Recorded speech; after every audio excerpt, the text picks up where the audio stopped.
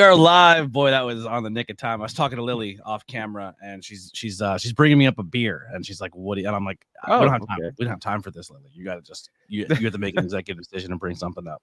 But we are live. ABJ presents Tornado Tag, episode 159, the history of the Intercontinental Championship, which you are looking at your TWF Intercontinental Champion. Boy, ain't I great? BP, we're going to go through the history of the Intercontinental Champion. It has many looks. We're not going to post the looks up here. If you want to go seek out the looks of these titles, you can do so. But, and then we're going to end this podcast with now it's just our picks. It's not, it can go by stat based or just favorites. Maybe we'll do one of each. We'll do our stat based one, who you think should be this, and then our personal Mount Rushmores of the Intercontinental Championship. How's that sound? Okay. Yeah, four is going to be interesting.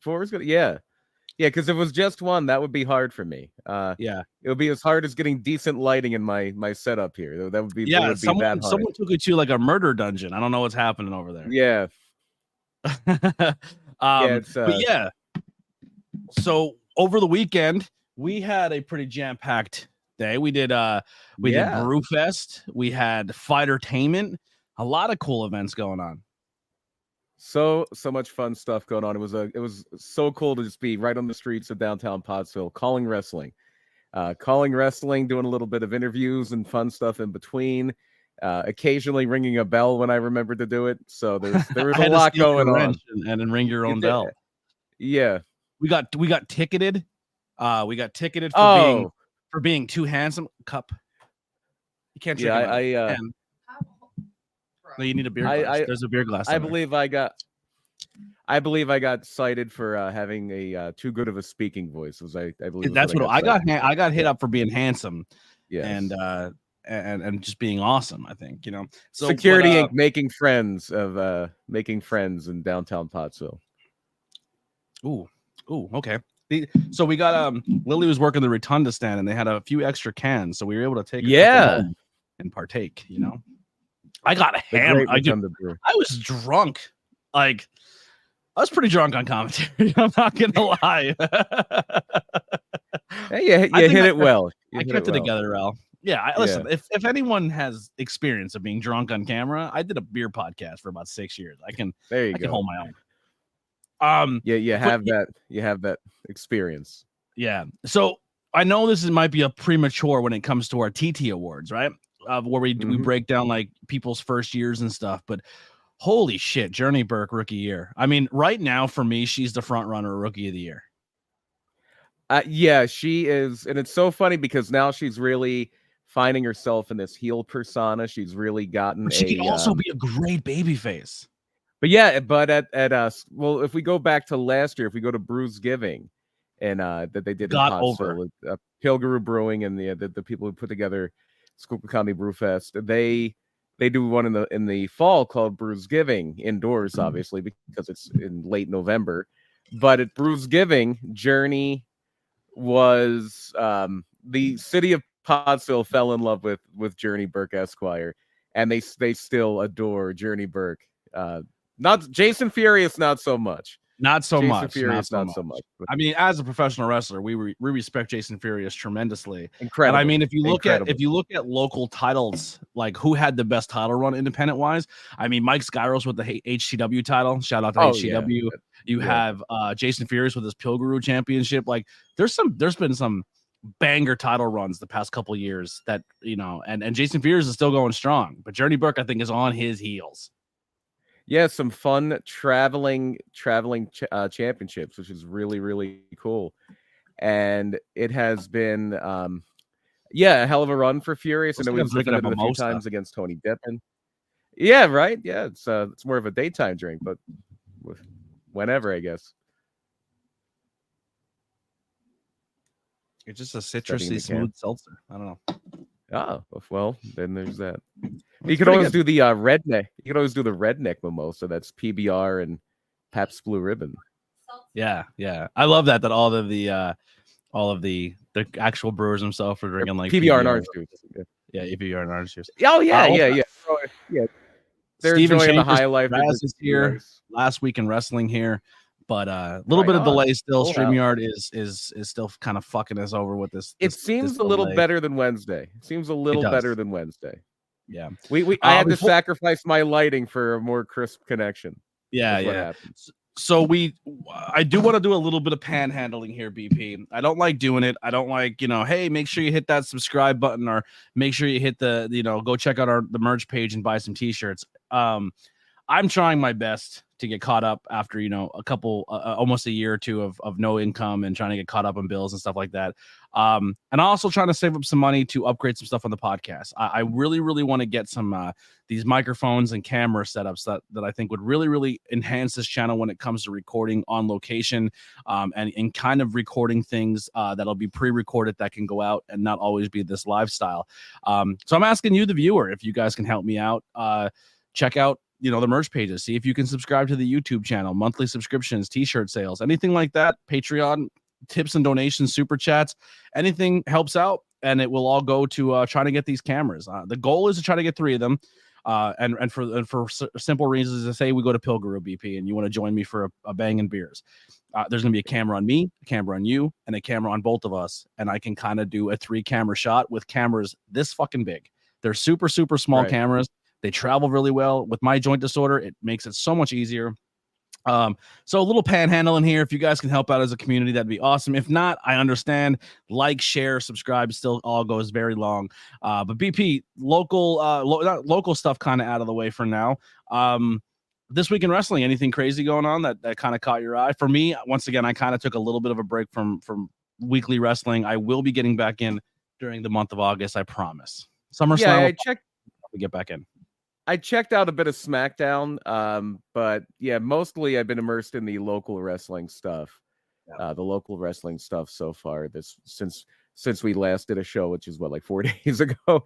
Yeah. But yeah, so I've been more into that the local stuff, just with those 2 big events going on, and obviously I have to do a lot with for PPW now. It's a month-long job for me as far as making sure that card is round out. A lot of work goes into that 3-hour show. And until you really get deep behind the scenes, you don't realize just how much work goes into the putting it together, the promotion, and all of those little things. So I've been doing a lot of work on that. But I know, I believe we did have a title change in Ring of Honor, rather. The trios. Was Lee Moriarty? No, was it Lee Moriarty? I can't. Now I don't remember if it was Lee Moriarty or Lee Johnson. Was defeated Wheeler Yuta for the Pure title. Oh wow, the trio titles changed as well. Yeah, I believe that may have been the week before. I know. I believe the what do they call them? Christians. Christian Lee Moriarty. I thought it was Lee Moriarty. The ROH trio titles changed hands. Oh, I thought they were like. I didn't know they were. They had so it was the Undisputed Kingdom holding it. Mike Bennett. Oh, okay. Some I forget who was holding them. Maybe I'm wrong with that, but I believe that it's now the Von Erichs and Dustin Rhodes are the trios champions for ROH. That is interesting. That is very interesting. I did not know that. And then I also know that the women's, I believe they call it the women's TV title in Ring of Honor. Yes. Red Velvet defeated Billy Starks for that. Yeah, I think Billy Starks is going to go and try to probably be the one to dethrone Athena. Yeah. Seems like that could be very likely. Yeah. All right. Well, we have a long history to cover here for this IC championship. So we'll cut this week in wrestling a little short. Plus, we're on a short week. We didn't have a bye week this week. We played Monday night. Now we got to play Thursday or whatever, how that works out. But so we had a short week. Layla Hirsch did break her arm wrestling. So unfortunate. Yeah. So honestly, two other injuries out there. Now, unfortunately, I don't think one of them has an online merch page. So let's do anything we can when it comes to social media to support them, show them love, tell them we sent you from the podcast. Jordan Oliver It's going to be laid up for a while. Yes. The kid is in really good spirits. You know, he realized he's going to be out for a while. I tried everything to be like, yo, do you have an online store? He's like, I really don't do that. So hopefully that changes soon. Keep an eye on him. Follow him on social media. If he does post anything, retweet it. Just keep him relevant. The kid works really, really hard. He should be someone that should be on TV very soon. And this is this is a setback for him at this age. And I also believe another GCW guy. Shit, I'm having a brain fart. Really tinier, like he's a tinier guy. Not Micro Man. No. I mean tiny as in like he's not like built. He's not like a built superstar, but he's really, really over. I'm having a brain fart. Yeah, Nasty Leroy could probably help me out. This is not something I'm aware of, unfortunately. Yeah, Tony Deppen tweeted about him being injured and support the kid because he's injuries suck. That they do. Yeah. And that was another big thing for me this week is go ahead. I got to call a Tony Deppen match and he didn't get injured. I'm very happy about that. Yeah, I got to see Tony Deppen wrestle and I think we're finally on the other side. Now, I don't want to jinx that because I'm going to be calling a Tony Deppen match in about 2 weeks here. So I don't want to throw a jinx on that by saying, oh, I maybe that is over. But the story there is I have a very bad track record of Tony Deppen getting hurt when I watch him wrestle, or somebody getting hurt in a Tony Deppen match when I watch him wrestle. So the first time I saw Tony Deppen wrestle live was at Schuylkill County Brewfest 2022, and he hit his head on the concrete and needed several staples and stitches to close up his head wound. And then I saw him wrestle in 2023 in Brooklyn at GCW against Zack Sabre Jr., and that is when he broke his arm. And then I had one or two where it was okay. I saw him wrestle at Ring of Honor, WrestleMania weekend, and he was fine. Wrestled a few times for GCW, and he was fine. But then I saw him wrestling Sean Legacy at AXW a few months ago, and Sean Legacy broke his finger. But they were well on their way to having a match of the year candidate, and now they are going to be running it back on August 17th at AXW, so that's going to be fun. Yeah. All right. Well, I'm going to scroll through this, and if I do, Ratty Daddy Cole Radrick is injured. Oh yeah, love Cole Radrick. That's a shame. Yeah, get well. I don't mean disrespect by saying he's a smaller guy, but he does have that fight from behind underneath style. Like, yeah, he's like the modern day Whipwreck. He's super he's super over with the crowd, super relatable. But Cole Radrick also very good wrestler. Yeah, and I retweeted Radrick and Jordan Oliver's socials and their stuff on Twitter. So if you follow me on social media on Twitter, I retweeted both of those so you can check out both their things. And I think they have Cash App and Venmos that you can support them if you can. Also, if you're not supporting us, support them. Either way, it goes good for me. See, Henry, what's going on? All right, BP, let's go through the history of the IC title. Yes, the Intercontinental Heavyweight Wrestling Championship is what I believe it used to say on the classic version of the title, my preferred version of the title. Not that the modern one is bad by any stretch of the imagination. I think it kind of looks like a watch, so maybe that's why I don't like it as much as the old one. But the one that that your Intercontinental title is modeled after, that is the Intercontinental title that I know and love. I prefer the traditional black leather than over the white that they had when they brought it back. But this is always was. For much of its history, especially early on, for the first roughly 25 years it was around, this was the secondary title. So 1 second, just going to duck away to wipe my nose. You're good. This was the championship underneath the WWF or later WWF championship. And it's born from another title. So in the 70s, in the late 70s, the WWF, right before it changed names, introduced the North American heavyweight title. And before that, it was always, you just had your world champion, which is usually Bruno Sammartino by that point. Now we're in at the time this title's introduced, we're in the Bob Backlund era. And then you had your tag titles, and that was really it. Sometimes they would do like gimmicky stuff, like they had the World Martial Arts title, which was just a vehicle for Antonio Inoki. They did some other things like that, but usually it was just those two titles. So in the late 70s, they introduced the North American Heavyweight Championship, and it was held mainly by Ted DiBiase, well before $1 Million Man, well before. So we're talking about like the late 1970s. I believe DiBiase was the champion from February to June of 1979, and he won and lost that title in Allentown. So the two big taping spots for WWF wrestling or WWF wrestling were Hamburg. Obviously, we've talked about it a lot on the show because we've done shows there. So the Hamburg Fieldhouse would tape All-Star Wrestling, and then there was another show they would do called Championship Wrestling, and that would usually be taped at Agricultural Hall in Allentown. So DiBiase wins the title or was awarded the title. I just see they did a lot of phantom title changes, but I think it was just kind of he showed up as the North American champion. He loses that title in June to Pat Patterson, also in Allentown. And somewhere along the way, Patterson does lose the North American title to Seiji Sakaguchi in Japan. And that title just becomes a Japanese thing for a few years until it eventually just goes defunct. But in the 70s, early 80s, pre-Vince McMahon Jr., Vincent K. McMahon taking over, they did have a pretty good working relationship with New Japan Pro Wrestling. So to the point where there is that legendary thing where Bob Backlund lost the WWF title to Antonio Inoki, but the title change was never officially recognized. Like certain things would recognize Inoki as a champion, certain things would not.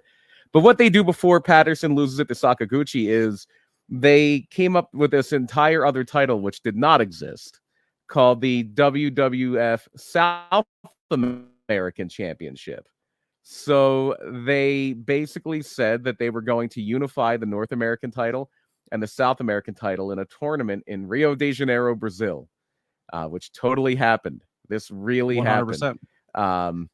The barn burner of a tournament. So it totally happened, and there totally was a South American champion as well as a North American champion. So Pat Patterson wins this tournament, which was, I think it was maybe I think it was a 128-man tournament is what it was.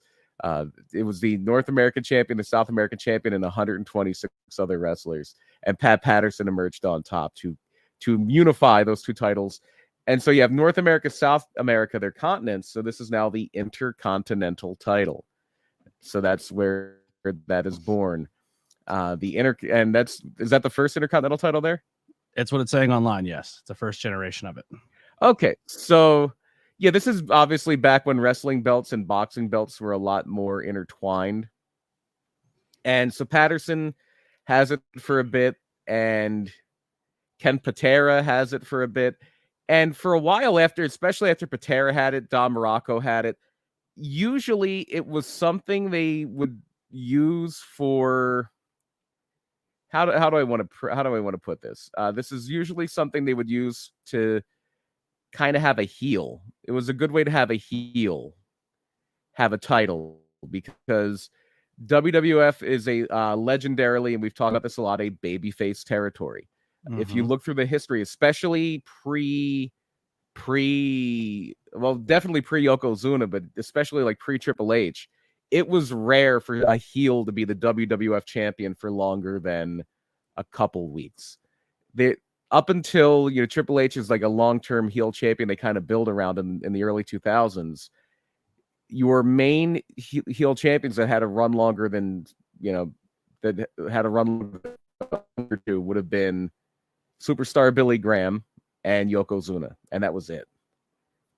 Because it was always building around the big baby face. It was building around Bruno first, and then Hogan, and Austin later. But by that time, it's Vince Russo, so they're flipping the title around like crazy. But anyway, so a lot of your early Intercontinental champions that had like runs of any kind of length. Well, no, that's not true, because Pedro Morales was champion for over a year. But you had your Ken Pateras and your Don Moroccos. It was something that like the top heel that like was a heel that would stay around, that wasn't going to have like program after program with Backlund. is going to have. So Don Morocco has that title for 2 runs in the early 80s. And Don Morocco was basically their top regular heel at that point. Usually you just bring people in for a program at Backlund, but Don Morocco's sticking around. And then by the time we get to Tito Santana winning it, it's going to kind of get that reputation it has now of being the quote-unquote worker belt. And this is what you always hear about the Intercontinental title, with a few glaring exceptions, I would say. There's a few glaring exceptions, and 2 of them wrestled each other at SummerSlam 1988 for it. But the era of the post-Don Morocco era is pretty much the worker belt. If you look back at the quality of wrestling in the WWF in the early to mid 80s, like that bridge between Vincent J. McMahon and Vincent K. McMahon, up to like probably WrestleMania 2, Tito Santana is definitely one of the best people they've got. Tito Santana was very, very good. Tito probably is definitely the one who changed it to be the work rate title. Like that kind of is where that coin. I would agree with that. Yeah, I would agree with that. So it's Morocco beat Morales clean. Which time? Morocco beat Morales twice for that title. I actually the one I have seen before. So and I believe Tito's the first one to take it to be now a WWF title. I believe it was WWF before that. I know like Wikipedia has it set up that like okay, I see what it I see what they're. So Tito was a champion when they officially pulled out of the NWA. Tito was a champion when they officially pulled out of the NWA. So yeah, if you look at and that was a big thing. Like, and this is another reason why even now they usually don't call the WWE. Maybe they do now, but for the longest time they wouldn't call the WWF title the WWF World Title. They would just call Hulk Hogan was always just called the WWF Champion, and that was a holdover from when WWF was still, even though they didn't recognize the NWA champion, they were in the NWA and they were a part of the alliance. They respected the territory system. The NWA respected their territories. Nobody was running Philly. Nobody was running Pittsburgh. Nobody was running Boston or New York. But WWF and later WWF under Vincent J. McMahon, Vince McMahon's father, they would do the same thing. They wouldn't run Atlanta. They wouldn't run Chicago. They wouldn't run Dallas because Dallas belonged to the Von Erichs.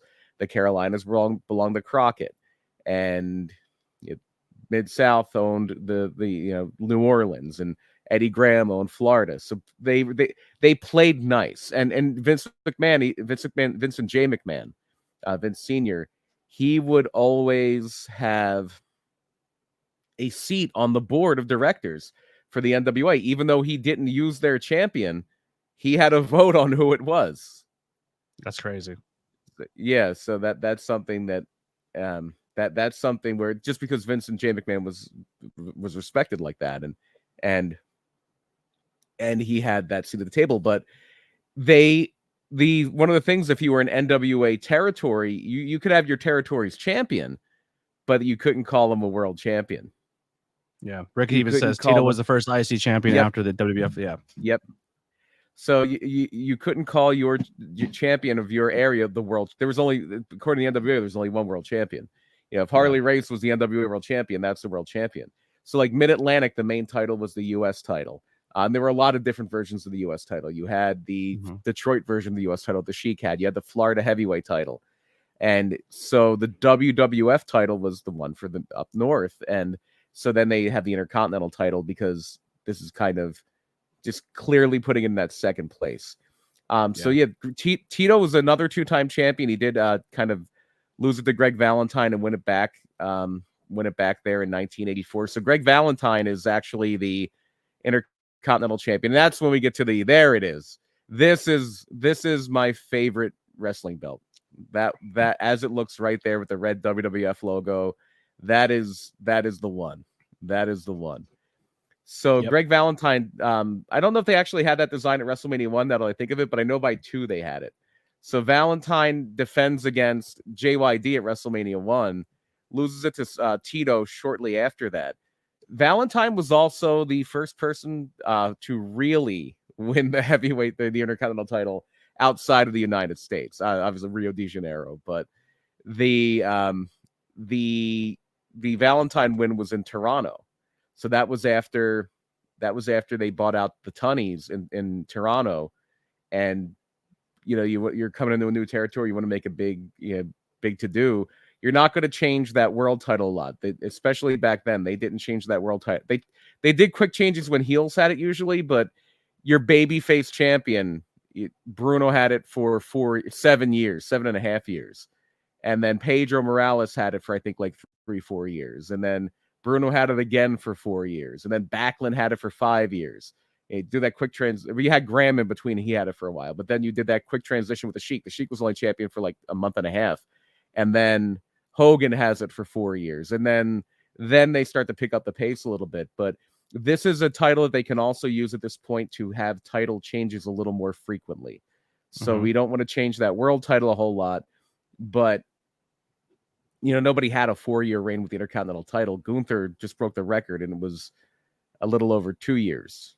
Or no, under 2 years. It was actually under 2 years. Like nobody's ever had that title for 2 years in one go. So once we have Tito's second run, now we get to the guy that I really think puts the title on the map. And I may be telegraphing my Mount Rushmore a little bit. I might be a little biased, but the Macho Man Randy Savage wins it in February of 1986, shortly before WrestleMania 2. And Randy Savage came in, and Randy Savage was immediately a phenom. Like everybody knew, like, oh, this guy's good. Like there was that immediate, like we've got a diamond here. And they as the Intercontinental Champion, Randy Savage is working programs with Hogan for the WWF title. He's doing programs with Bruno Sammartino coming out of retirement. He is really elevating that title. Hey, yeah, we both were doing the we both had the same idea here. So Savage is really elevating things, and this is also coming at a time where WWF is expanding. We are in the heart of the Hulkamania rock and wrestling era, whatever you want to call it. WrestleMania 1's a big success, and it's full steam ahead now. So they would do at this point not just A shows and B shows, but they would do in a lot of nights, especially weekends, A, B, and C shows. So they could be in New York with their A roster, and they could be in a mid-sized town like a Rochester or something like that with their B show, and then a smaller town like I know a lot of the C shows happened in Hazleton at the Holy Family Academy, where a PPW used to run. That was a WWF spot for their C shows a lot. So your C shows usually didn't have like an Intercontinental title match or something like that. Your C shows, maybe they have a tag title match, but it's usually just kind of it's not your top level guys. Your main event's going to be a match. Interesting thing with this title at this point in time, Macho Man Randy Savage. Maybe I'm telling the tale too soon. Maybe I'm burying the lead, but I only think he had it. He only had it that one time. I don't think he gets it back here anytime soon. He was only the Intercontinental Champion once. Yeah. But he decides he's gonna go home and he's gonna polish it up and clean it up pretty nice, right? Yeah. He's gonna take this championship. It's a little dirty. It's a little rusty looking. I'm gonna get it a little cleaned up. Well, he took some cleaner to it, and if you go look at the old title, he strips all of the brass plating off of it. Oh yeah. He essentially ruins the title. Which it's amazing that back then. Well, it's not amazing because it's just showing the evolution of the wrestling business. That back then there just was the one title. Because nowadays they have the road belt and they have the TV belt. Like the belt they use on TV is usually not the same physical title that the wrestlers will take on the road with them. And a lot of the TV titles don't have the button straps; they're Velcro, so it's easier to get on and off. Yeah. Because I'm gonna be honest, owning my first belt, it takes freaking forever. Yeah. So yeah, so back then, yeah, you just had the one. You just had the one. It was growing, but it wasn't a. It was growing, but it wasn't quite there. So yeah, Savage, and you want to talk about the match that cements the IC title as the quote unquote worker belt. It's WrestleMania 3, where Savage, that 414-day run comes to an end at the hands of Ricky the Dragon Steamboat, and now we're going to kind of take a little bit of a detour. And I don't want to besmirch this next guy, because for a while people would say, oh, he's the greatest Intercontinental champion of all time because he had the longest reign up until very recently. But Steamboat's going to drop it to the Honky Tonk Man, which is kind of surprising. The rumor I've always heard that Steamboat is to this point, Steamboat is by far the shortest reigning Intercontinental champion. He was only Intercontinental champion for a little over 2 months. And from what I understand, it was 65 days, but it's only recorded as 64 days. Right. It was probably one of those things where it was a tape, like it was taped the night before or something like that, because he loses it on TV, he loses it on Superstars. So the thing I've always heard is Ricky Steamboat, maybe motivated by his wife at the time, Bonnie.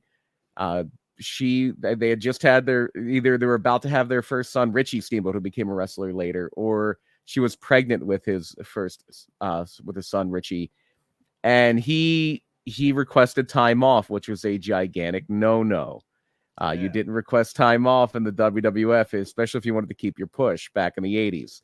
So the plan I had always heard was for Ricky Steamboat to lose that Intercontinental title at some point down the line to the natural Butch Reed, who had just come over from Mid-South, and he beat Coco Beware at WrestleMania 3. He was getting a pretty big push. And so the Honky Tonk Man kind of is the benefit of, there it is. Oh, Honky Tonk Man has debunked this, and maybe this isn't true. This is an urban legend, though. I don't believe Honky Tonk. or that. Yeah, who knows? But yeah, the Honky Tonk Man goes on that epic 454 day run, the long time record setting run. And we can make fun of the Honky Tonk Man because it's such an over the top gimmick, and he isn't at the level bell to bell maybe of a Randy Savage or a Ricky Steamboat. But the Honky Tonk Man drew some pretty good money on those B shows, main eventing, defending the Intercontinental title against like a Jake the Snake or a Jim Duggan or a Brutus Beefcake or somebody of that ilk. He really coined how to be the chicken shit heel. Like, you wanted him to lose the title, but he was that first, because they would never do this with the World Championship. Like, the IC Championship is the perfect place to play this character out, where it's almost like this Andy Kaufman, where he claimed he was the greatest intergender champion and everybody wanted to beat him, but he found these ways to sneak and cheat, and it pissed people off, and they wanted this title off of him. the man's Jerry Lawler's cousin. He knows how to be like, and he spent a lot of time in Memphis. Yes, there's that Elvis thing, but there's a lot of Memphis in the Honky Tonk Man. And he's got the great Memphis manager, Jimmy Hart. And Honky Tonk Man drew money. So you can disparage Honky Tonk Man because he's such a gimmick, and you might not like the matches as much, but there you see, outdrew Hogan sometimes. The Honky Tonk Man was he was very over.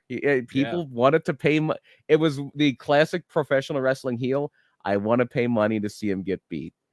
That's what it's all about. You can either want to pay money to see the conquering hero or pay to see the guy get beat. And that was definitely the Honky Tonk Man's thing.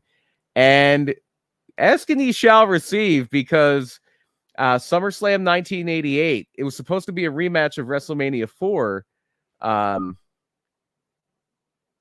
SummerSlam, the original SummerSlam 1988, rather, it was supposed to be a rematch of WrestleMania 4, Brutus Beefcake and the Honky Tonk Man, but instead we get an injury to Brutus Beefcake at the hands of Outlaw Ron Bass and a mystery opponent, and that story title reign comes to an end in 30 seconds at the hands of the Ultimate Warrior, and now it's definitely not the work rate belt. And we get a new title look at this point in time. Okay, yeah. So this is the Intercontinental title I grew up on right here. With the it's very similar, but you don't have the red WWF. Yeah, there's a little bit of a difference. So that the one before this and this are for me the two classic, perfect. That is a perfect wrestling belt right there. Yep. No notes. 10 out of 10. That is a perfect wrestling belt. So the Warrior does have that infamous loss to Rick Rude at WrestleMania 5. We covered that a few months ago. Wins it back. If you want to look for a good Ultimate Warrior match, one of the best Ultimate Warrior matches, everybody will talk about the one with Hogan at WrestleMania 6, and the match at WrestleMania 7 with Macho Man Randy Savage. It's not the best wrestling match I've ever seen, but it might be my favorite wrestling match, the Warrior and Randy Savage. Well, the guy he fused with here for the IC title too is probably one of my favorite Warrior feuds. Ravishing Rick Rude. It always amazes me that Ravishing Rick Rude was only in the WWF for like a hot cup of tea. It was literally like 3 years. Yeah. And it felt like he was there forever. I mean, part of that is my age at the time, but yeah, like 3 years. So he left such an impact in that short time he was there. Yeah, and he did, and his feud with the Warrior has a huge part to do with that. Where, yeah, that finish with Bobby Heenan grabbing the foot on the suplex at WrestleMania 5. But if you want to see a really good Ultimate Warrior match, that match with Rude at SummerSlam '89 is a very good ultimate. Like Rick Rude does almost a Gonzo bomb in that match. It's incredible.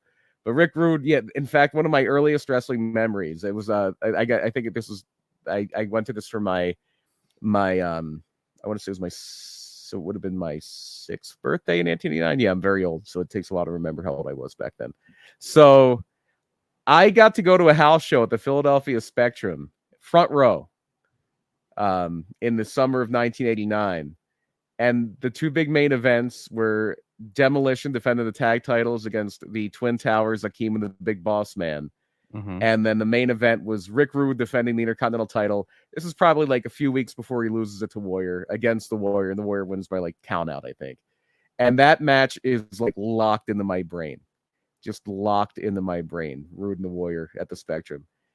But then the Warrior's second run is going to end when he wins the WWF title. So he has to vacate the IC title.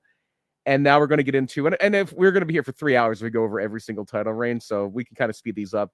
This is when you're getting into the work rate 2.0 or of like Mr. Perfect, who has. Yeah. Well, the only thing I want to showcase here is gets hurt. Yeah. Warrior wins the title, loses the title. And I just want to put this out because we have a title change, a look again. Not a very short look at this, but this is the first color scheme of the IC title. During Warrior's second run, he had a yellow strapped IC championship. It wasn't for very long. There's not a lot of like stuff of it. But he had a yellow one for a short amount of time during that run. Yeah, so Warrior would even do that, I think, with the WWF title. Like, I believe when he loses it to Slaughter, when he loses it to Slaughter, he actually, the title strap was blue. I think like eggshell blue for the WWF title, if I remember correctly. I did turn off real quick too. I did turn off this. So if you type longer messages because you want to interact, do not be afraid to do that anymore. It has been turned off. I was able to go and do that. So I apologize, Ricky, that the stream bot kind of hit you for typing a lot. That won't happen again. So guys, please, interaction, engagement, chat away. It's all open up. Especially because there were some great messages. They were throwing out some good stuff. You guys are doing amazing. Please, please keep it coming. But yes, the Warrior does vacate the title after his second run of it. Yeah, the main event of WrestleMania 6 is Hulk Hogan and the Ultimate Warrior, title versus title. When the Warrior beats Hogan for the WWF title, he vacates that Intercontinental title. Yes. Okay, I was making sure I could still hear you because your video is frozen on my end, but I don't know if it's frozen for everybody. And so the tournament to crown a new Intercontinental champion is there. There we go. Wait, no. Move around. Just keep going. I'll fix it. You just keep talking. All right. So, it was a little distracting there. So, Mr. Perfect is originally supposed to lose the title. You're good. To the or to Brutus Beefcake, but that's when Beefcake has his parasailing accident. So he does a quick title change with the Texas Tornado, Kerry Von Erich. This is mentioned in the Iron Claw about how Kerry is in the WWF now, and he's got the Intercontinental title, and when's he going to get a shot at that other guy? So this is the kind of work rate 2.0 era because Mr. Perfect is an all-time great Intercontinental champion. And then you're going to have Bret Hart beating Mr. Perfect. Again, if I'm like picking out a few Intercontinental title matches to watch, Bret Hart's win over Mr. Perfect at SummerSlam 1991 is way up fantastic. There. Fantastic match. Way up there. One of the people that's not going to be on that list is the Mountie. I love Jacques Rougeau. Jacques Rougeau is a very big guilty pleasure of mine. But he was only the champion for 2 days. And this is this is a controversial one because I've heard two versions of this. So the Mountie wins the title from Bret Hart at a house show and then loses it to Roddy Piper at the Royal Rumble right after. They said on all the shows like Bret was wrestling with a fever and all this stuff. But the rumor I'd always heard was Bret had either given his notice and told him he was going to go to WCW, or that he was threatening to do it, so they just took the title off of him, and obviously he reconsiders. So the Mountie gets this very short reign, just transition to the Piper, but things square away with Bret, so Bret gets it back. And now we're kind of full on in the work rate belt mode. Another, if we're singling out matches, like Intercontinental title matches, especially Intercontinental title changes, the SummerSlam in London in 1992 with Bulldog and Bret is up there as well. Especially when you hear like how Bulldog was obliterated out of his mind and like Bret kind of had to dictate the whole thing, and it really will give you a new respect for Bret Hart on that one. But Bulldog was so over at this point. It was insane how over he was. But this is also at a time when we are knee deep in the steroid scandal with the WWF. Vince McMahon's about to be, put on trial for steroid distribution and things like that. So the WWF in late 1992 is getting really serious with drug testing. They put in like basically almost Olympic level drug testing and told people they had to get off of steroids, get off the gas. And two people who failed drug tests that fall and were summarily kind of out of the company very quickly and very kind of conspicuously were the British Bulldog and the Ultimate Warrior. So with the British Bulldog, that is going to lead to him on one of the final episodes of the original run of Saturday Night's Main Event. It was over on Fox at this point. He's going to lose that to, again, one of the people who's got to be considered one of the all-time great Intercontinental champions, and that's Shawn Michaels. And we got a title change, title look change. Did he do a variant of the belt at this point, or was that a little bit later? So this is the first variant. There we go. Okay, second variant. So we got the Robin Egg Blue on his first run. Yep. So if you're into figure collecting, there is a figure of Shawn Michaels that is the WWE Superstars edition, which is the Walmart exclusive, and there is a Shawn Michaels that is packaged with this blue title. Interesting. That's very interesting. So I just double checked. That was actually the last of the original run of Saturday Night's Main Event. So that was in 1992. We don't get another Saturday Night's Main Event until 2006. Yeah. So that was the end of the line for Saturday Night's Main Event at that point. And so at this point, it's also a bit of just booking is going a little crazy here. You can tell Vince's eye is off the ball a little bit because of all these scandals and all this other stuff going on, and people are leaving and the company's not in great condition at this point. So for that Survivor Series, so Michaels wins a title shortly before Survivor Series. And the blue, so real quick too, the blue title does not last long. He only has it for a very, very short time, and then it switches to the white strap.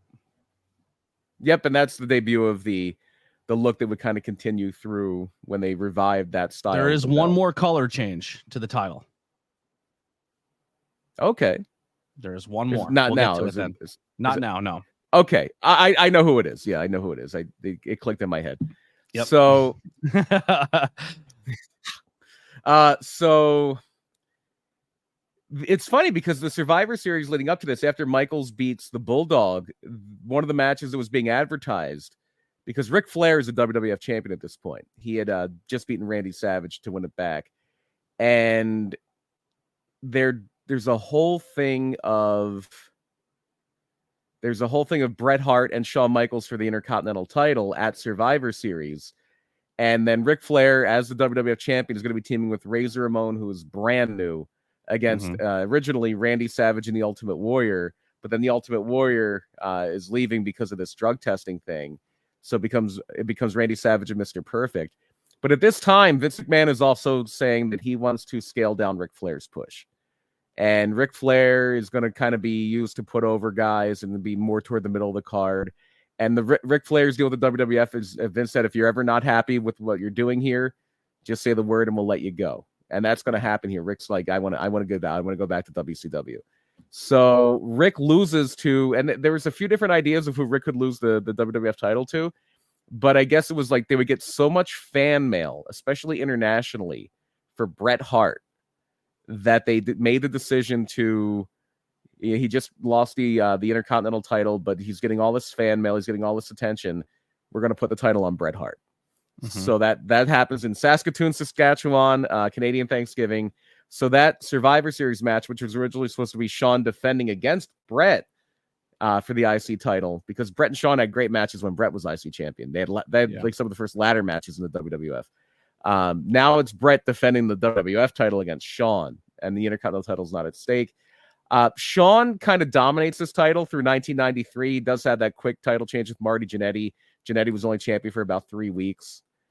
And the white strap too, just to kind of, if we're going off color schemes here, the white strap was it bounced back and forth. So Shawn had the white and black. When we get to a little bit later, it changes back to the black, and then the white reappears for Jeff Jarrett, Shane Dean Douglas, and Goldust, and Mark Marrow, and I believe Hunter Hearst Helmsley. So there's a few times where the white strap does come back, but it does bounce back between white and black a few times. Okay. Well, Dean Douglas was only champion for like 14 minutes. So that was a Shawn thing. That was more of a Shawn thing. We'll get to that. So Shawn Michaels' second reign in late 1993, you're not going to believe this, but he doesn't lose the title in the ring. You're not going to believe it, but he doesn't lose the title in the ring. I believe they said he had like a hand injury or something, but okay. So according to Wikipedia, it says he was suspended for testing positive for steroids. He tested positive. I had also heard that he was kind of threatening to leave the company, starting to go to WCW. He even says himself at this point in time he failed a drug test, but he didn't. He thought it was bullshit, and he refused to give the title back. Yeah, so that becomes a big thing because they made a slightly shinier one. So you can see the difference in the two of them, because to crown a new champion, they do a weird thing. They do a battle royal on Raw. Like 1 week they're doing a battle royal, and the final two guys in the battle royal we're going to wrestle the next week on Raw, and the winner of that's the Intercontinental champion. So the final two are Rick the Model Martel, who would have made a great IC champion at some point. Yes. And the guy who was going to be the kind of face of this title for the next few years, the bad guy, Razor Ramon, who's going to win his first IC title on September 27th, 1993. And then Shawn Michaels is going to come back and have a big feud. They do a dusty finish with IRS at the Royal Rumble with Razor Ramon. And then Razor's going to have it a few times. He's going to lose it to Diesel, win it back. Did you have something with Razor Ramon that you set the Ramon? Yeah. And when Razor wins it, it leads to my favorite match in professional wrestling history. It leads to Razor versus Shawn in the first ladder match, which is made iconic by this amazing figure. That is really cool. Now the belts are a little off because they look identical. Like Razor's belt was a lot shinier. Yeah. Sean's belt looked a little more faded and worn, because it was. Yeah. But yeah, so it's funny that match at WrestleMania 10, it didn't land for me as much as it does for other people. And I know Shawn Michaels has a reputation for having a lot of his match laid out beforehand. Like Randy Savage had the same thing. Like there's certain guys that have a reputation that they like to kind of lay things out almost move for move. DDP, Randy Savage is notorious for it. Like they say, like they practiced that WrestleMania 3 match. Basically, it was scripted down to the arm drag. And they kind of did the same thing with that ladder match. Doesn't make it any less good. But I know that because I saw pretty much the exact same match at the Spectrum 2 months before WrestleMania 10, to the point where I'm watching WrestleMania 10 with some friends, and I'm like, well, this is going to happen. Oh, watch, Diesel's going to get kicked out. And Sean's going to fall off the ladder, and he's going to land his leg. He's going to get crotched, basically. I don't know the term crotched at that point. That happens a lot now, because I actually watched when Randy and AJ were doing their WrestleMania match. I watched it in a dark match in Wilkes-Barre. Yep. They that happens quite a bit now. Yep. But yeah, it was basically like, okay, I know exactly what's going to happen here. Mm-hmm. So then Razor loses it to Diesel, wins it back. Jeff Jarrett gets a run here. He's a pretty high. He's high on the list for me. When I love Sean, really love Sean, mm-hmm. But when I think the IC title, like one of the first names that pops into my head is Jeff Jarrett. Okay. I felt like at the time, and I have way more respect for Jeff Jarrett now, but I felt at the time he won it, it was like, this is a step down for this title. Just because of the way, I think it was more the way he was pushed. Because he was around for a year and he would lose a lot. He didn't seem like a threat.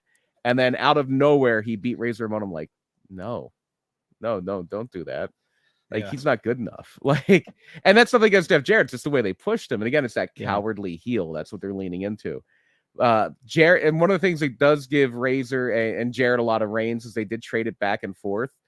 Jarrett had one of those things where he had a match with Bob Sparkplug Holly where they held up the Intercontinental title, and then they did a rematch the next week, and that counts as another reign for Jarrett. Him and Razor Ramon traded the IC titles at a house show. So basically, he wins it for the first time in January of 95. By May, he's a 3-time champion. And then he's going to lose that title to Shawn Michaels at In Your House 2, the Lumberjacks, which is an interesting match because after the match, it looked like they were going to set up it looked like the long-term plan was going to be the it looked like the long-term plan was going to be a match between the Roadie and Jeff Jarrett, because, and I know Rick just posted chat Jarrett and Michaels at SummerSlam. It was actually in Your House. It was the In Your House before SummerSlam. Yep. It was the pay-per-view after King of the Ring 95, to go back to last week. So there was supposed to be this whole thing, this argument between Jarrett and the Roadie backstage after the match, because Roadie accidentally trips Jarrett, which leads to Michaels winning the title. And it's an incredible match, an incredibly hot crowd too. But literally after the match, like before they could even cut this promo, Jarrett and the Roadie both walk out of the company. They both just peace out, and Jarrett doesn't come back for a while. And Jarrett, like that match for me. So like to me at that point, Sean's the bar. Like if you wrestle Sean and you can make me like you more than I like Sean, like that was the bar for me for liking my next wrestler. Razor won that for me at that ladder match. And then this match here is I was like, I love Jeff Jarrett. I'm a Jeff Jarrett guy. Oh, Jeff Jarrett. Yeah. Looking back, Jeff Jarrett was great.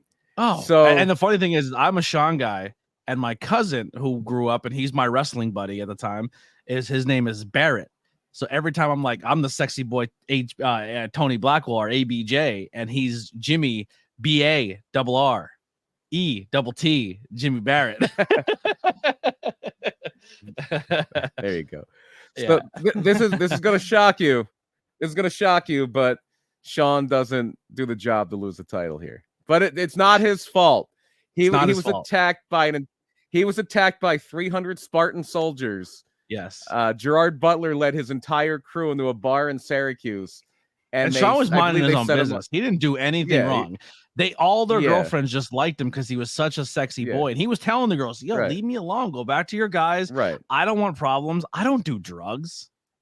No. He's an innocent bystander, essentially. Right. And so he does get, you know, the whole incident there, and he has to surrender the title to his opponent in your house for Dean Douglas. Essentially, Shawn Michaels got a little drunk, probably had a couple pills, and forgot that he wasn't traveling with Razor, Diesel, and Triple H that night, and he was hanging out. Yeah, I believe the Bulldog and the 1-2-3 Kid is who he was with, and they tried. And Bulldog wasn't fighting for him, and the 1-2-3 Kid ain't doing shit, and I think Sonny was there. I think Sonny got them off him. Don't sleep on X-Pac. X-Pac was a bouncer. He's a little guy, but that dude could fight. But they like literally pulled a passed out Shawn Michaels out of a car and started beating on him. So that leads to Shane Douglas being the Intercontinental Champion for all of about 14 minutes, I believe, because he loses it immediately to Razor Ramon, who then loses it to, I think we're gonna have a new belt here, because Razor's gonna lose it to Goldust. And Goldust, I love this title, the gold leather IC title. Another wrestler at this point in time I fucking love. I love Goldust. I'm such a Goldust mark. And what did it for me with Goldust? Obviously, the IC title run was really big, but the street fight, the him and Piper street fight, the Hollywood backlot brawl with the white Bronco, so dumb, so dumb, so dumb. I love Goldust. But the guy he loses it to is a guy that doesn't get talked about a lot anymore, and he almost had this is true. When Goldust was Intercontinental Champion, Undertaker had an Intercontinental title match. It was actually at the infamous In Your House Beware of Dog, I believe. And I believe it was a casket match. So In Your House Beware of Dog was a pay-per-view, obviously in Your House, where they did their first match, which I believe was, I want to say like Mark Merrow and Triple H or something like that. And the second match is Savio Vega and Steve Austin. And as they're coming to the ring, the pay-per-view feed cuts out. They were in like Birmingham, Alabama, I think, and there was an intense rainstorm. This is the only time this has ever happened. The power was completely knocked out at the building. And so, like, literally, they were down for hours. They came back just in time to do like the main event, which at that point, Shawn's the WWF champion, and this Shawn defending against the British Bulldog. So what they did was they were taping Superstars a few nights later. So it was In Your House Beware of Dog 2. And they showed the two matches that actually made the air. And then they also, they redid the matches that they lost. It was Goldust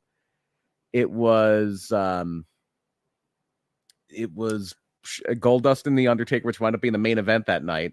I believe Vader and Yokozuna had a match, and I don't remember the third match.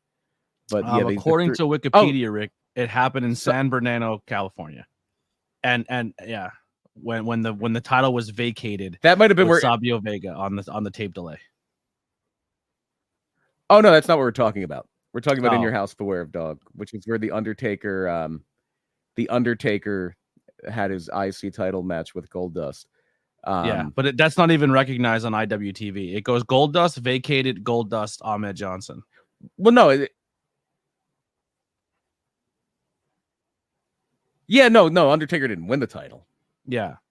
It was. I was incorrect. It was Florence, South Carolina. It was Florence, South Carolina was where the Beware of Dog was. But anyway, so Ahmed Johnson is going to win that title at King of the Ring from Goldust. Ahmed Johnson had a very Goldberg vibe to him. Very Goldberg vibe to him. And unfortunately, injury had a lot of it, had a lot to do. It was either he was injured or he was injuring somebody else pretty much all the time. But he had something, like he was impressive. He popped off the screen and he was super, super hot for a while. But he had a really bad injury after his first feud with Farouk. He had to vacate the Intercontinental title. And then he's one of the first injuries that made me fall for an injury. When he did I fell off and the commentary had like a stray nail or something and it went through his hand. I bought that. I don't remember. Yeah, he gets knocked off the apron and he goes to and he grabs onto the commentary table and something cuts his hand or hurts his hand and he's like he gets injured with it. Yeah, but I think it was just a way to get him off TV for a little bit. It could have been, yeah. But he did get injured a lot, and he did injure other people a lot. So now we're going to get kind of into, I would think, like worker belt 2.0 almost. Mark Merrow was having very good matches. It looked like they were going to bring in Mr. Perfect as like a heel manager, but then he leaves the company. Rocky Maivia, The Rock, gets his first run here in 1997 around WrestleMania 13. Owen Hart is going to get it. And he's going to lose it to Steve Austin. But this is the infamous Steve Austin match where Austin injures his neck. It's SummerSlam 97. And so, if you watch the documentary, when Stone Cold is backstage and a doctor's tending to Stone Cold for his injury, it's our boy Dr. Frank. Yes, who we got to work with at the Brewfest. He was he was looking in on some injuries during the Brewfest. Man, we Stone also Cold's had Owen Hart too. Oh, Stone Cold is so hot at this point. It's basically you're just going to give him the IC title to keep him warm because he's clearly getting the WWF title at WrestleMania. And Owen was such a good IC title champion too. I love Owen as Owen was great. Owen was great, and this is and that injury, Owen really leans into it because Austin has to vacate the title. He's going to be out from August to November. Owen's going to win it at Bad Blood, lose it back to Austin at the Survivor Series in Montreal. That Survivor Series. But Austin's not going to be the champion for long because he's going on the bigger and better things. They kind of had to have him win it just to close the book with Owen, but he basically beats The Rock at In Your House to Generation X and then gives the belt to The Rock after that. Like, I don't want your, I think that's when he threw it in the river, actually. Like, go get it. It's yours. Yeah. But yeah. And we have a title change. So The Rock is the champion. Well, now this is our new championship. Oh, I hate this one. Yeah. We get the Oval Championship. Oh, no. Why? No, I hate it. I don't think it lasts very long, though. It would they kept it in essence for a while. It had a different look slightly. They made it look a little bit more like the classic title, but it was still. It goes from this look. Yeah. To this look. Because it goes from F to E. Sorry. It goes from the F to the logo, Attitude Era. So essentially, they're just changing the look from the classic WWF to more this Attitude Era. And they changed the font a little bit, and they changed the WWF in the middle. So that it only lasts for a year because in 98, we switch over to the Attitude Era title. Yeah. And this is where the IC title definitely, well, not yet. Because The Rock really gets elevated by it. Triple H wins it in a really good match at SummerSlam. Really good ladder match between The Rock and Triple H. But it's like everybody watched that match. It was supposed to be like the match that makes Triple H, where it was like, oh, The Rock has got to be like the next big guy.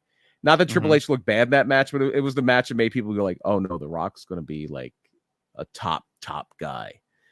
Like it was that match at SummerSlam. Unfortunately, Triple H did injure his knee very, very quickly into that run, so he has to vacate the title. And now it's going to become a little bit deeper rooted in the mid card. Now your top level guys, like it used to be, like the IC champion was like one heartbeat away from the WWF title. The IC title post Triple H losing it is going to, no disrespect to Ken Shamrock or Val Venus or anybody, but it's going to be very much a mid card title now, and it's not being a hot high potatoes. mid card. Yeah. Yeah, so and I mean this is Vince Russo, so yeah, you're gonna get a ton of different title changes. But I'm gonna tell you right now, for a day. I like this era of the IC championship. It's for me as like someone who at some points didn't care about the world title. Like I liked Jeff Jarrett as champion. I like seeing Edge as champion. D'Lo Brown, a great champion. We get China here. We get the beginnings of Chris Jericho and his amazing IC championship runs. Kurt Angle, you get Chris Benoit. You get Chris Jericho and China as co-Intercontinental champions, which was a Russo. And China being the first female to hold the Intercontinental Championship. It's funny. I was gonna say that's such a Russo idea, and he was already gone at that point, so it wasn't even Russo. We get like, during this run, we get Eddie Guerrero, Triple H again, Kane, Lance Storm gets it for a little bit. Edge and Christian bounce it back and forth. William Regal's the champion at this time. So this era of the championship to me is a lot of fun. It's hopped around a lot, but I like it. Yeah. And Van Dam is a champion in 2002 when now we have the roster split. So the invasion and angle is over, but 2002 it switches to this.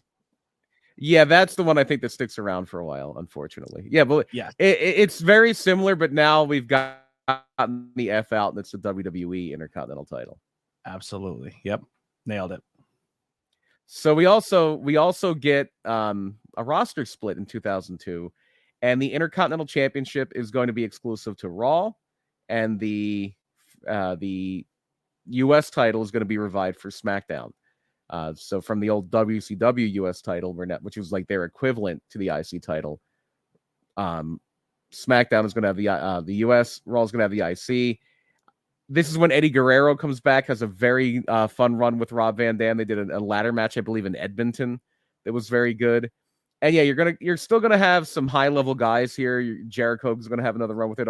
RVD is kind of the guy I think of as like the quintessential IC champion for this stage of the game. But then around the time Kane has it, they really want to put over this world heavyweight title that they have, because it was kind of the thing that happened with Seth Rollins getting that world heavyweight title, and Seth being the workhorse and Seth being the guy was kind of what they were relying on to put that IC title on the map, or that world heavyweight title on the map. When they bring back the world heavyweight title, when Brock as the WWE Undisputed Champion just goes exclusive to SmackDown, they just hand Triple H the world heavyweight title and say, "Yep, you're the champ. You're the best guy here. You're the champ." So he learned from the best. He learned from the best, Shawn Michaels. You can, instead of not losing in the ring, you're not going to win in the ring. He's going to do the reverse, Shawn. So Jesus. Triple H to add legitimacy to this title and to put more focus on it, they very briefly, for about 9 months, get rid of the Intercontinental title. And I remember hating this. I'm like, you can't get rid of the Intercontinental title. It's such a vital part of the history of the WWF. Why would you get rid of it? So they basically keep rolling titles into titles. The European title and the hardcore title get unified, and then the hardcore title and European title get unified into the Intercontinental title, and then Triple H beats Kane to unify the Intercontinental title and the World Heavyweight title. And again, this is, I think, just it's awful, and it's just a misguided attempt to just Could you imagine that Triple H title seem legitimate. If they kill off the history of this title in 2002? Oh, if it would have never came back, that would have been a shame. It would have been a shame. Yeah, bad, real bad. So then they do revive it, and shortly after WrestleMania 18, they have a nice, fun little feud with Christian and Booker T. Christian, another guy who puts this title kind of on the map. Yeah, the reign that really sticks out in this era is Randy Orton's. Like, they elevate Randy Orton really well in 2003 with that Intercontinental title. It's an amazing feud with Mick Foley. Mick Foley coming out of retirement for that feud. And they did a wonderful job of elevating Randy Orton. It was mainly in 2004, to the point where by the end of that Intercontinental title run, when he loses at the Edge, Randy Orton's going to jump into having that World Heavyweight title, but only for a month, because well, during this section, when it comes back, I mean, Booker T has it for a little bit. Christian, and it kind of like some of the names that have potatoes around with here is Christian, Rob Van Dam, Chris Jericho, Edge, and Shelton Benjamin are all kind of guys really holding it down. With also, you can throw in like a Jeff Hardy and a Johnny Mundo or Johnny Nitro at this time. Yeah, this is well before Johnny Mundo. And Kofi gets one of his first title runs during this era of this title as well. Yeah, a guy I really liked around this time was Umaga. I think Umaga did a great job with that title. And just Umaga was something I didn't appreciate appropriately. The Randy Orton's reign stood out just because it had some heft to it, had some length to it. Yeah. Where we're getting into like the dark ages of the Intercontinental title now, in my opinion. Everybody's mileage may vary. It's like kind of one of those things where the era you grew up in is usually the one you think is the best. And like this is the same title that like Randy Savage had and Mr. Perfect had. It's like, and now it's just being passed around like to guys who are kind of opening match guys. Not that these guys aren't good. It's just that they aren't really seen as guys who are going to be threats. Maybe Umaga, but yeah, not seen as threats to do anything substantial. And then finally, because it's been for the longest time, except for a very brief time when Van Dam had it on SmackDown, but it came right back to Raw with Jericho. The first time in the roster split era that the Intercontinental title was going to be a SmackDown specific title for any length of time was actually in 2009, when I believe Rey Mysterio just got drafted to Raw. They flipped the IC and the US title like they do a lot now in the draft. But it's the same kind of crew of guys. This is where Drew McIntyre gets his first IC title run. Is Vince's chosen one. Yeah, you're getting a little before like this. that. CM Punk gets his Kofi first, I believe, his first IC championship. I think it's first and only. Yeah. Punk had it for a bit. It may be. I'm trying to think if he. Yeah, it is. Yeah, because then he's gonna kind of elevate to challenging for the world title a bit later. Yeah, I'm just kind of going through here and a guy right before we get some major changes. One of the guy who wins his first titles in this era, who becomes pretty synonymous for the IC title for a long time, Dolph Ziggler. Wins his IC championship during this era. Yeah, and this is again very much in my opinion, again, like kind of the low point for the Intercontinental title, and it's going to be for a while. Even to go through like 2012. This was a low point for WWE for me too, so maybe I'm a little biased. Maybe not 2012 because Punk was doing some great stuff in 2012, but yeah. I know the big thing for 2012 was this is where the Big Show finally gets his WrestleMania moment. He beats Cody Rhodes for the Intercontinental title. So Cody Rhodes wins the title, and we get a title change. Yes, we go back to this. Yeah, that's pretty good. I miss it. I miss it. Yeah, this is going to change. This is going to change 2 more times, but it's going to stay relatively the same. And this is a time where the Miz is having some fun runs, but it's again being passed around. Like I actually saw in person my first Intercontinental title change around this time. I saw the Miz beat Wade Barrett for it at the pre-show of WrestleMania 29. It was literally it wasn't even on the main card, and it was raining. It was like the only match it rained for that day was the Miz and Wade Barrett. Curtis Axel's going to have a run when they try to push him as a Paul Heyman guy. He's going to have a short run with it. Bad News Barrett, which is something which was a gimmick I thought had a lot of fun with. The Miz is going to have it a bunch of times. Luke Harper gets a run with it here. Brody Lee has a really good match with Dolph Ziggler. I believe it's just the match for the where people Ziggler watching. It goes from this title to this title. So they kind of had it a little too glammed up, and they cut it. They went back to, sorry, I'm lagging. And then it goes back to more that flat old school look. And then once we go to the modern era, we're going to get, it's a little blurry, but it's going to go from that Attitude Era scratch logo to that clean modern day logo. Yeah. And that's going to be used for pretty much everything we're talking about for quite some time. So I think the first time they really make a concerted effort to rehab the Intercontinental title is at WrestleMania 31 when they have the big ladder match that Daniel Bryan wins, and people were, up in arms about him not winning or being in the main event, challenging for the world title. But yeah, he does win the Intercontinental title in a multi-man ladder match. But unfortunately, shortly after that, he has to vacate it because of some concussion issues that led to his retirement for several years. But now you're starting to get some guys like Ryback, who was you can make jokes about Ryback, but he wins it in an elimination chamber. They actually bring back the elimination chamber, and the match they do it for is the IC title. Kevin Owens is going to have his first run here. I was torn between the Macho Man shirt and the Kevin Owens shirt. Yeah, so I feel here after Ryback, the IC title is now used, maybe here and there, not so much, but this is now used to launch the next generation of world champions at some point in time, or top guys in the company. So you get, I'll kind of go through a little bit. You got Kevin Owens, who's, has it, loses it to Dean Ambrose, goes back to Kevin Owens. Kevin Owens, Dean Ambrose, both Grand Slam champions at some point in time. Zack Ryder then gives it back to The Miz, who is a 2-time Grand Slam champion. Goes back to Dolph Ziggler, who I think is it could be the talks up with The Miz as one of the greatest IC champions. Then Dean Ambrose back to The Miz. Then you got guys like Roman Reigns, Seth Rollins, back and forth again with the IC championship. Back to Dean Ambrose. Bobby Lashley sneaks in there. Finn Balor sneaks in there. Shinsuke Nakamura. This white strap IC title is kind of used to be a launching point for top guys later on.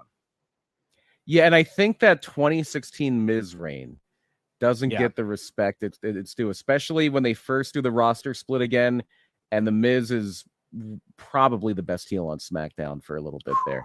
Man, and you got him on talking smack, talking shit to Daniel Bryan on that thing, like legit cutting a real promo on him.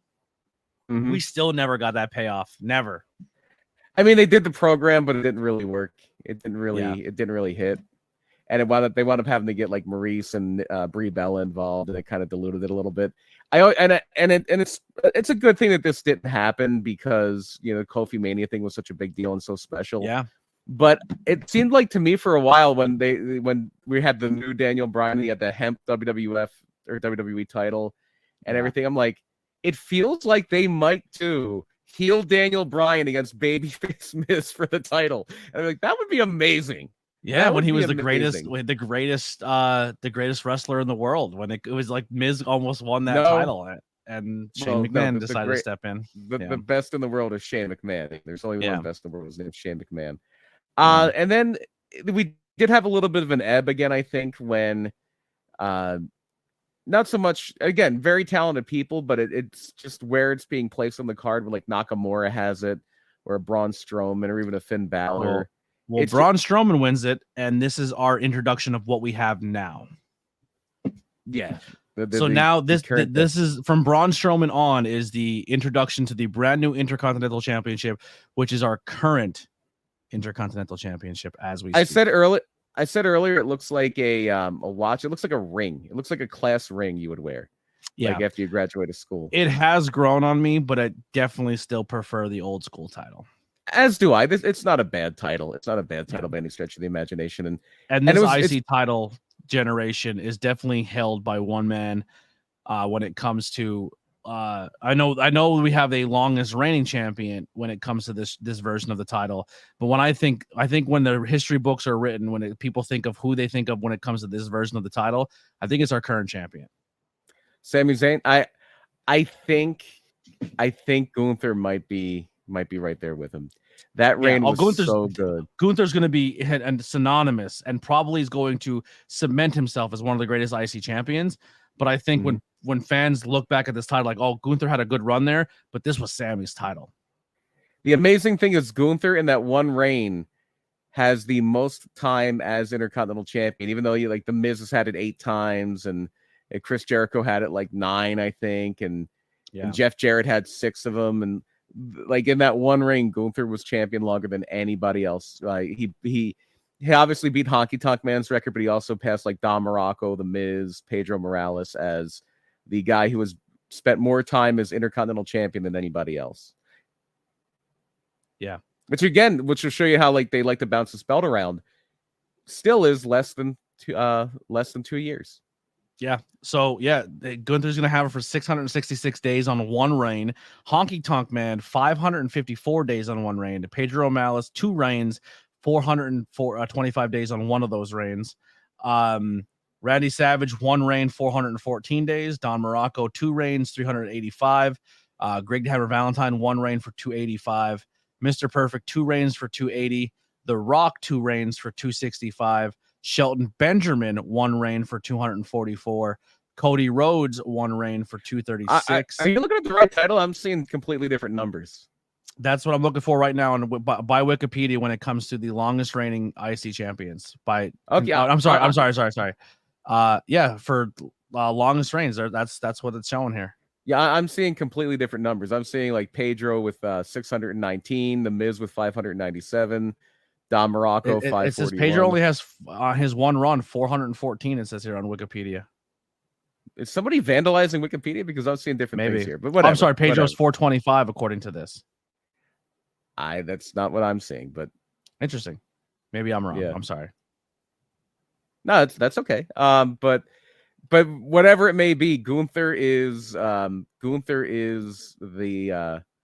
is it obviously has that record. Probably will have it for a long time. I don't foresee Sami Zayn having that title much longer. I'm going to be honest. No. I think Braun Breaker is going to have that very soon. I think the Braun Breaker that is going to be that I think that is going to be that classic case of using that title to elevate somebody, using that title to elevate somebody into a main event level guy.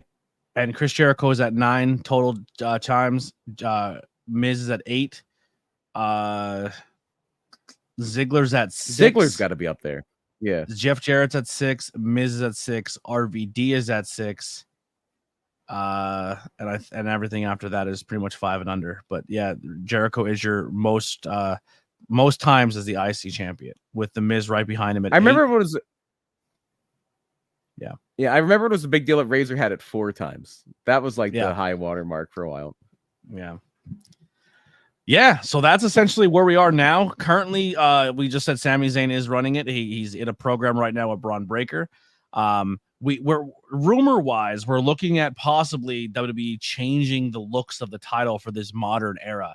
So we might get new looks of the title, and kind of what they've been doing is they go for more like they're looking like they're doing like a gladiator-ish look, almost like the big gold with a lot of filigree and a lot of vine work and like lions or stuff like that on the title, where it looks very gladiator and like that's kind of how the tag team titles look, but they modeled themselves kind of after the shape of it is almost like the old Demolition title. The current day Seth Rollins title kind of looks like a different version of Big Gold. It has like a Big Gold feel to it. And the rumor is the IC champion is supposed to get a different look. The US championship is going to get a different look. And the other world championship, which is the Giant W, is supposed to get a new look very soon as well. The rumor is Cody's going to unveil, and everyone's saying it's going to be the new modern look of what everyone liked as the Winged Eagle. That's just all rumor, but we'll see how it comes out. I don't think they're going to get too far away from having a giant WWE logo on their titles. The W is going to be on the belt 100%. Especially the main title, the Cody title, because they get so much free publicity just by sending whatever sports team wins the title that belt. It is all over. It is all over everything when they do that. It's all over the locker room. It's all over the parade. It's all over everything. But yeah, I think we're in a very good spot for the Intercontinental title. I think it's as strong as it has been in years, largely due to that Gunther reign and to Sami Zayn, really kind of keeping the charge on it. They treat it a lot more serious than they did for a lot of the, post 19, I would say 97, 1998. From 98 until about 2016 was really a bad time, in my opinion, for the title. But right now, they really do a good job of making that Intercontinental title mean something. Yeah, Sammy was essentially the Rocky taking down the Ivan Drago, or the foreign champion at WrestleMania in Philadelphia. Yeah, then that's another Intercontinental title. I've seen 2 Intercontinental title changes, and they were both at WrestleMania. How about that? Yeah. So let's go into stat wise, no bias aside. Who do you take as your Mount Rushmore of IC champions? If you're just looking at the numbers, I mean, you number wise, we'll through there. Yep.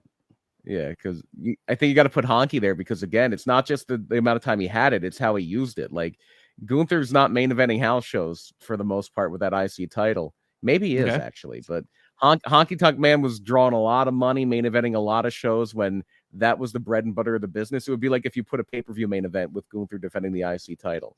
I think you got to throw that respect to Honky Tonk Man. So you got Gunther and Honky Tonk Man. In the chat too, we're going by stats only. Who do you think is your top, like statistic wise, IC champions? I agree with both of these so far. I go Gunther and I go Honky Tonk.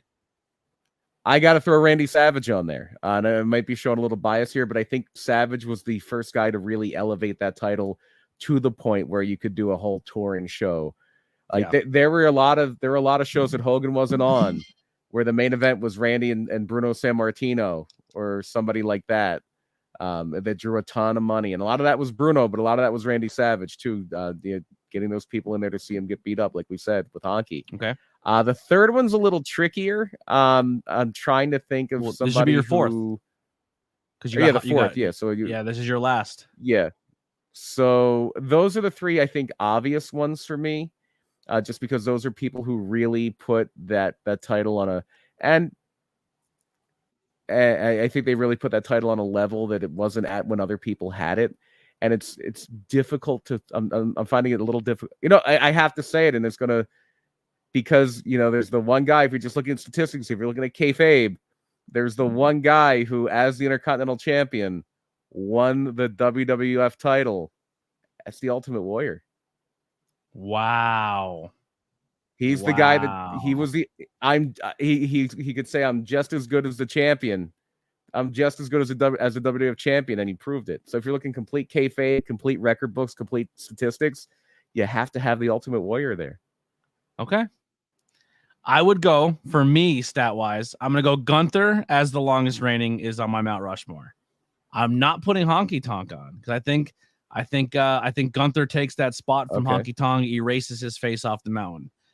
I go Macho Man, because I think Macho Man really put that title on the line. So I got Macho Man, I got Gunther, and then I go your most times. I go Chris Jericho, and then I go the Miz as my top four IST champions. I always think like winning the title a bunch of times just meant you lost it a lot. So I always kind of discount that.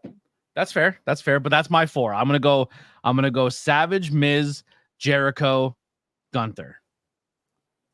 Okay, that's good.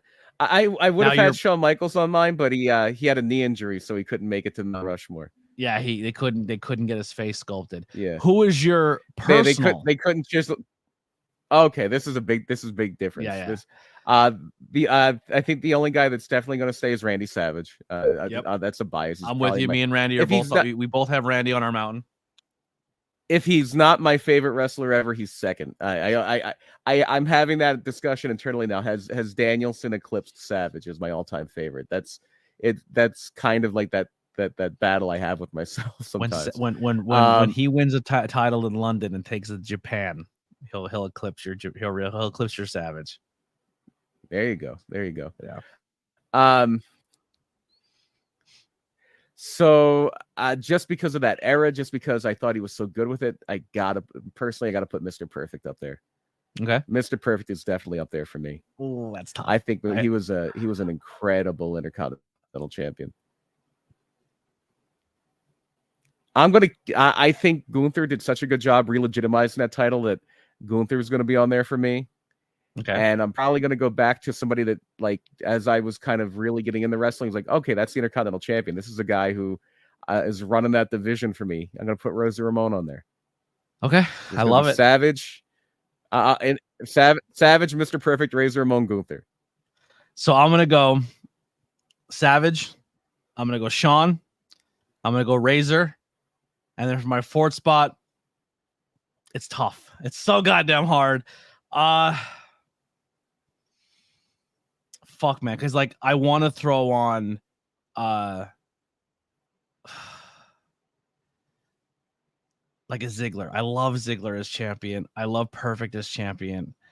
My reinvigoration into the championship scene, like Dean Ambrose and stuff with it, Kevin Owens with it.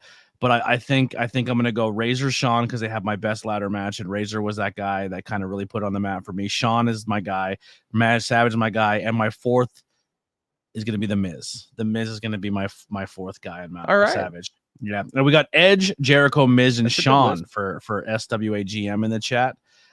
People tend to forget the IC title was the only title Piper ever had, and that is true. Yep. Yeah, that is very true. Never had the tag title. Never had the big title. Never was a world champion. Imagine that. Roddy Piper was never a world. Different time. Yeah. There's so many guys like that. Mr. Perfect was if you count the AWA title. Rick Rude, if you count the international title, was, but if you don't, he was never a world champion. Yeah. Ted DiBiase, unless you count when he bought the title, was never world champion. Even though he did, they don't consider that a reign. Even though he did defend it, once. Yeah. But yeah, that was awesome fun. We are going to be doing more history of championships. I think it's pretty safe to say we promised the people a U.S. championship and we never gave it to them. So I think we will say sometime in August. That'll be fun. The next championship we will cover the history of is going to be the U.S. championship, and that'll go from the WCW side carried over to the WWE side to current day. So the next one we will cover another one is of the my US favorite belts. Another one of my favorite belts look wise was the WCW era U.S. title. I thought that was a beautiful belt. Yeah. Yep. All right, BP. So besides, we have August coming up. You want to brainstorm a little bit live on the podcast and see what we got coming up for future episodes? I know we owe everybody a what if here. What if King of the Ring 95 was good? I think you need a little more time to prep that one. That took a lot of time to rack your brain on how to make that show good. So we needed an extra week. Yeah. So the book and my booking energies were going to book a show I'm going to plug here in a few minutes. So I had to divert my booking energies to something else for a little bit. And then, I think we can definitely do a U.S. title, one. I don't know if you want to do another show or something like that in August. We could throw up an old SummerSlam. I'm partial to SummerSlam 91. SummerSlam 91 is a wild show. It's such a unique show. And it has, piggybacking off of this, it has that amazing Bret Mr. Perfect Intercontinental title match. It's Mr. Perfect's final night as the Intercontinental Champion. SummerSlam what? 91. From Madison Square Garden. 1, 2, 3, 4. So we have 4 Sundays to do. So we have What If King of the Ring 95, US Championship, SummerSlam 91. And we have one more. So like maybe another history of. We could do that. Yeah. I don't know if anybody has any outstanding requests for a history of, but we can do a deep dive on somebody some point. We'll give it to the chat. I know there's a little bit of delay. We'll let you guys in the chat pick a what if. Who do you want us to cover? The history of their career or who they are as people? We'll let it up to you guys. First, we'll let a couple comments come through, and we will decide as the hosts of this shenanigan city here what will be. So we have What If King of the Ring 95 will be on the 4th. The 11th will be the U.S. title. The 18th will be SummerSlam 91. Ooh, Raz says Miss Elizabeth. That's interesting. That would be tricky to get an hour out of, but yeah, we could try it. All right, that's a contender. It's not the winner. We'll see what else, if anyone else posts anything. I know we talked about Bret Hart, the history of Bret Hart. Yeah, that's a big one. That's one you could do like a whole. So here's the thing. I think we should do a month. Somewhere in the month we do the history of Bret. The following month we do the history of Shawn, and then the next month we do. And then that leads to the great debate. Yes, the great debate. All right. Of why you're a Bret guy, why you're a Shawn guy. Maybe November. Yes. We can lead into November. Yeah. Are you team Bret? Are you team Shawn? Who are you voting for? I'm gonna get screwed here. No, I don't like this. I don't like this. All I'm saying is we have mail-in ballots for Shawn. I know a trap when I know it. Look, no mail-in ballots, no collusion.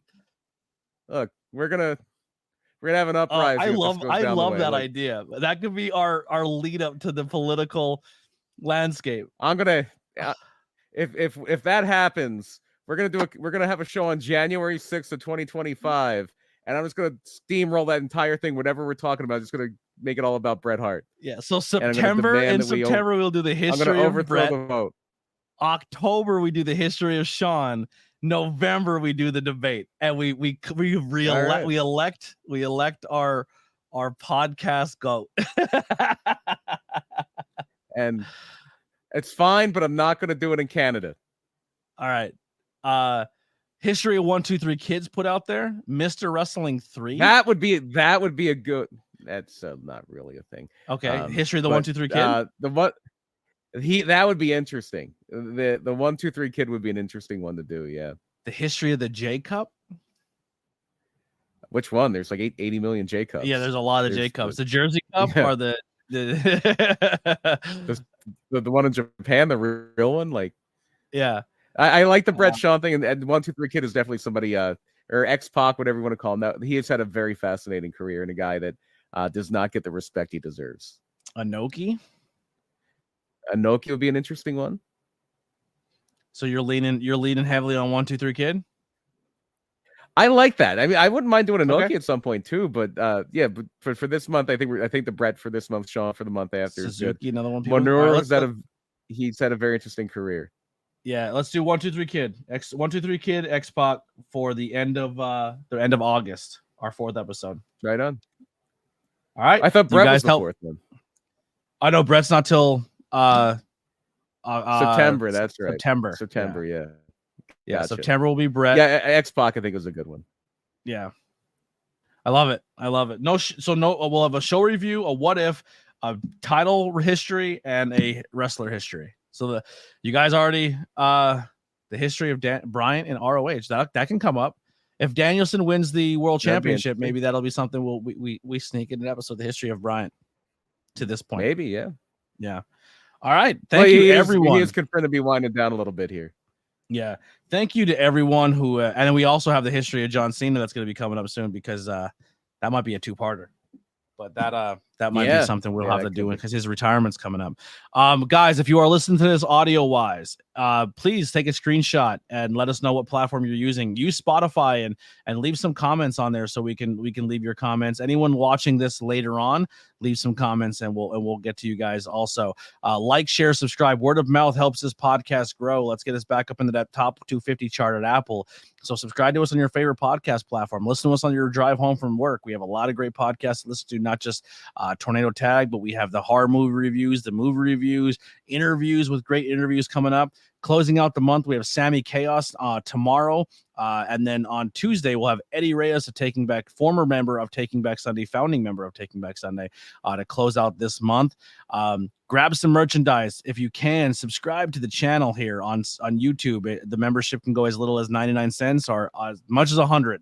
Or you can do you can pay to play however you want over on Patreon. Super chats and donations. Everything right now is going towards the trying to get these cameras for the podcast. I have a lot of cool ideas of stuff I want to do with these cameras. It's just hard right now trying to get them. So any help will be great. BP, anything you want to plug before we get out of here? Yeah, August 10th. So that'll be 2 weeks from yesterday. August 10th, I'll be at PPW for Conquest. We just announced a fun match tonight, and it was like literally right before this. One of the reasons I was a little late connecting with you today is we announced a second women's match for the show. Danny Moe is going to be facing. It's funny because one of the cool things about these past couple of shows is that we've seen locally this week is that we do have a lot of international flair. We got to see R1 again. We had a guy from Chile, Pedro Pablo, who was wrestling at Brewfest yesterday. But and I'm trying to score down her name here, and I unfortunately I just pull it up on my phone, I guess. But hang on one second. Her name is, sorry for the big delay here. I know the show is going very long. You're good. Her name is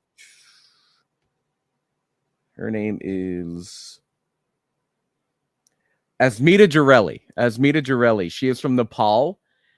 So a few months ago, Danny Moe went to Mount Everest, the first base camp of Mount Everest, over 18,000 feet above sea level, and had a wrestling match on Mount Everest, set a record for the highest altitude for a women's wrestling match in history.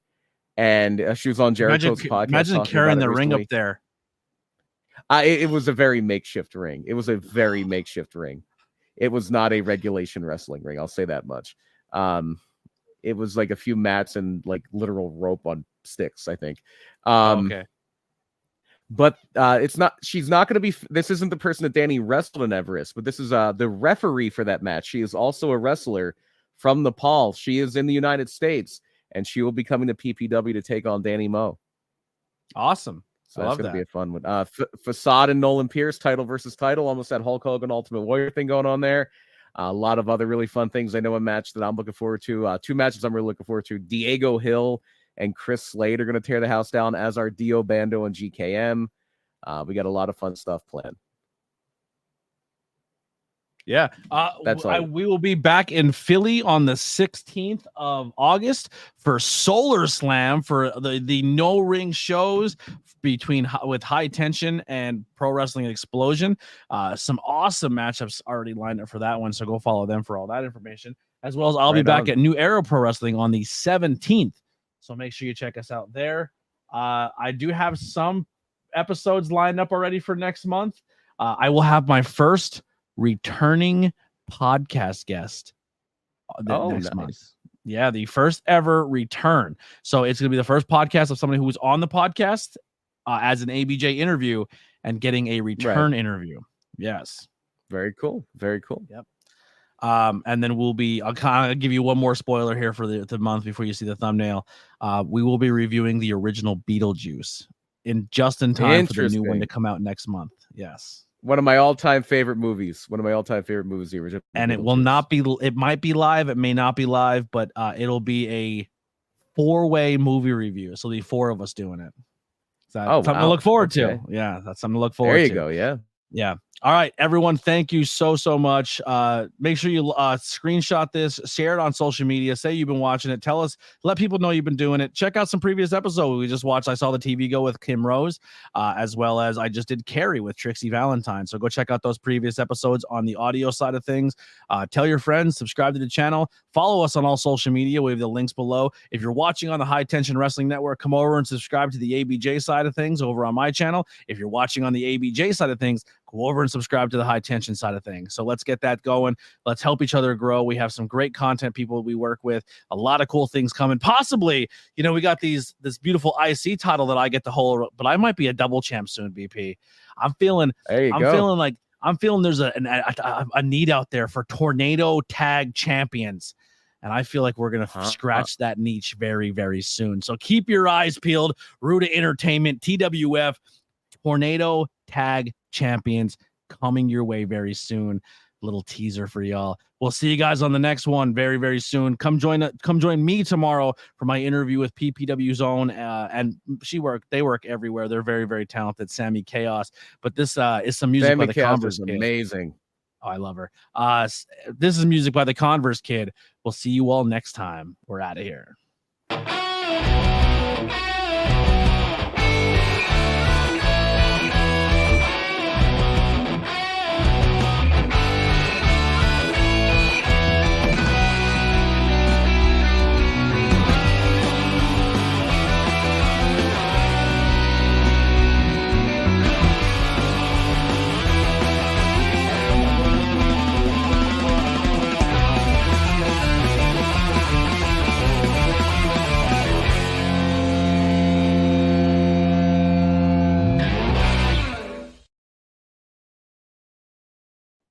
BP, I have doctors in the back telling me I cannot defend this title. So how dare you guys even try to take advantage of me like that?